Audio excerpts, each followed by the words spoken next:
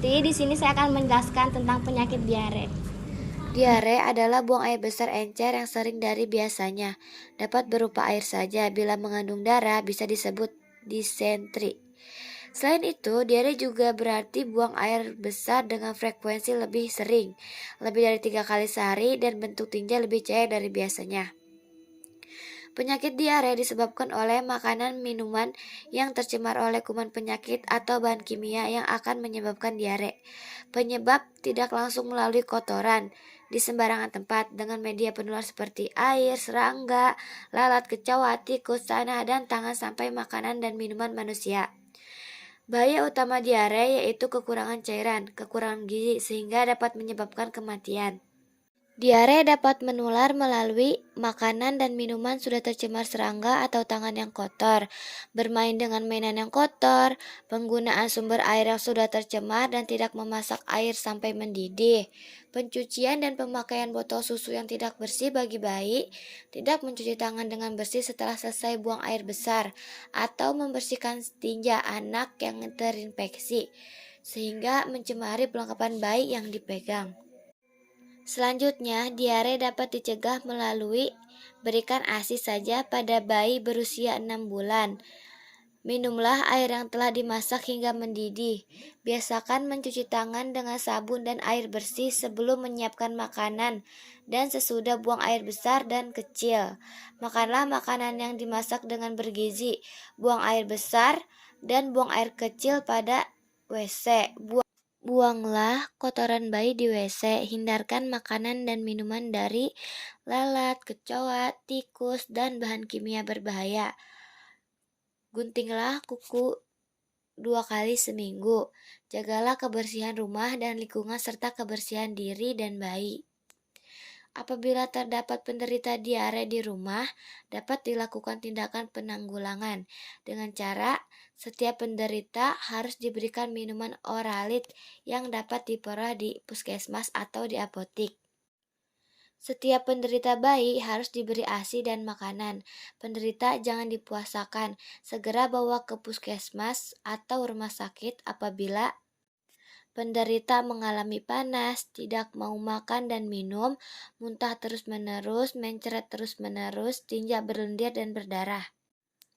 Segera bawa anggota keluarga Anda yang mengalami diare ke puskesmas atau ke rumah sakit lainnya untuk ditangani oleh tenaga medis yang profesional. Jadi, kita tidak boleh menyepelekan berbagai macam hal penyakit, karena penyakit diare yang sering kita anggap biasa saja bisa sangat berbahaya jika didiamkan dan akan menyebabkan kematian. Oleh karena itu, marilah kita sama-sama untuk menjaga kebersihan lingkungan, rumah, bahkan yang paling penting kita harus menjaga kebersihan diri sendiri agar tidak terkena berbagai macam penyakit. Kemudian selanjutnya yaitu gejala diare. Beberapa gejala yang biasanya menjadi tanda munculnya diare.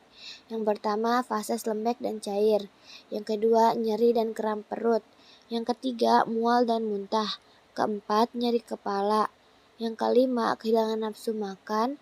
Keenam, haus terus-menerus. Dan yang terakhir yaitu yang ketujuh, darah pada fases. Dehidrasi merupakan gejala paling umum yang menyertai diare pada anak-anak. Diare dapat ditandai dengan jarang buang air kecil, mulut kering, serta menangis tanpa mengeluarkan air mata. Pada keadaan dehidrasi berat, anak dapat terlihat cenderung mengantuk, tidak responsif, mata cekung, serta kulit perut yang dicubit tidak kembali dengan cepat. Sedangkan tanda dehidrasi pada orang dewasa antara lain yaitu kelelahan dan tidak bertenaga, kehilangan nafsu makan, pusing, mulut kering, serta nyeri kepala. Selanjutnya yaitu diagnosis diare. Dokter akan mendiagnosis diare dengan melakukan wawancara medis, pemeriksaan fisik, serta pemeriksaan penunjang, seperti pemeriksaan sampel fases di laboratorium untuk mengidentifikasi infeksi yang terjadi pada pengidap, pemeriksaan darah untuk mengetahui penyebab diare, dan pemeriksaan tambahan seperti sigmoidoskopi dan kolonoskopi jika terdapat dugaan penyakit yang lebih serius. Komplikasi diare, ya ada beberapa penyebab komplikasi diare, yaitu yang pertama hidrasi ringan hingga berat, spesies infeksi berat yang bisa menyebar ke organ lain, malnutrisi trauma pada anak dengan usia kurang dari 5 tahun yang dapat mengakibatkan penurunan kekebalan tubuh anak, ketidakseimbangan elektrolit karena elektrolit ikut terbuang bersama air yang keluar saat diare yang dapat ditandai dengan lemas, lumpuh hingga kejang.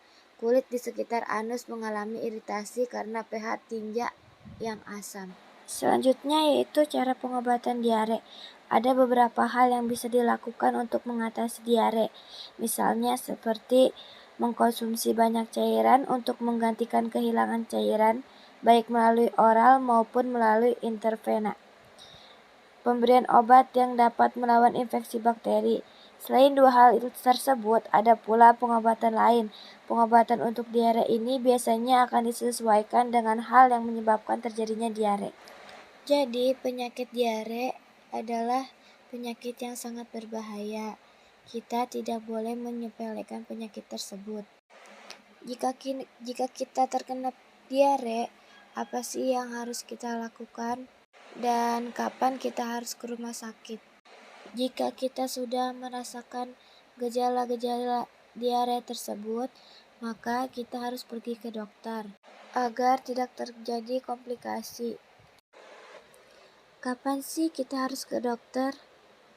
Jika terjadi gejala-gejala tersebut, segera hubungi dokter untuk mendapatkan solusi yang terbaik, apalagi bila diare sudah berlangsung selama beberapa hari. Jangan ragu untuk menghubungi dokter jika gejala tidak berkunjung membaik.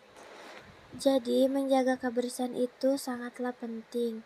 Apabila kita tidak ingin mengalami hal tersebut, maka kita harus menjaga kebersihan, terutama untuk diri kita sendiri. Mungkin itu saja yang dapat saya sampaikan.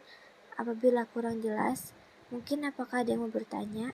Maaf Sus, saya mau bertanya bagaimana cara mencegah diare ya?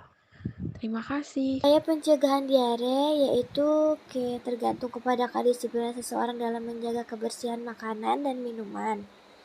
Dengan menerapkan kebiasaan bersih, seseorang dapat terhindar dari virus atau mikroorganisme lain yang dapat menyebabkan diare. Yang pertama, kita dianjurkan untuk rajin mencuci tangan, terutama sebelum dan setelah makan. Setelah menyentuh daging yang belum dimasak, sehabis dari toilet, atau setelah bersin dan batuk, bersihkan tangan dengan sabun dan bilas dengan air yang bersih dan mengalir. Selanjutnya, kita harus mengonsumsi makanan yang sudah dimasak. Hindari memakan buah-buahan atau sayuran mentah yang tidak dipotong sendiri. Selanjutnya yaitu minum air yang matang. Minum air yang dimasak dengan mendidih. Jadi sekian penjelasan dari saya, kurang lebihnya mohon maaf. Wassalamualaikum warahmatullahi wabarakatuh. Waalaikumsalam warahmatullahi